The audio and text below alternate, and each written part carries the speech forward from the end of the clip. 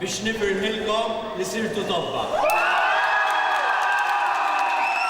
Il-Partit Nazzjonalista huwa kburi bil-kisba tagħkom għax dejjem hemmen fl-edukazzjoni, dejjem hemmen fl-istudenti Maltin u Għawċin.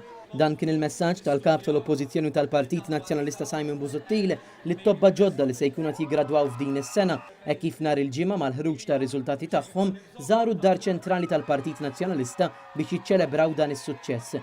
Filwaqt li awguralhom għall-ħidma li se jkunu qed jibdew fl-isptarijiet ta' pajjiżna fil-ġimgħat li ġejjin, Simon Busuttil appellalhom biex ikomplu jistinkaw ħalli jilħqu l-għanijiet tagħhom u fakkar li l-edukazzjoni hija l-għodda li biha tista' tfassal il-futur tiegħek u appella wkoll lill-istudenti oħrajn li bħalissa titemmu l-aħħar eżamijiet tagħhom u li bħal tobba ġodda se jkunu qed jistennew ir-riżultati tagħhom fil-ġimgħat li ġejjin.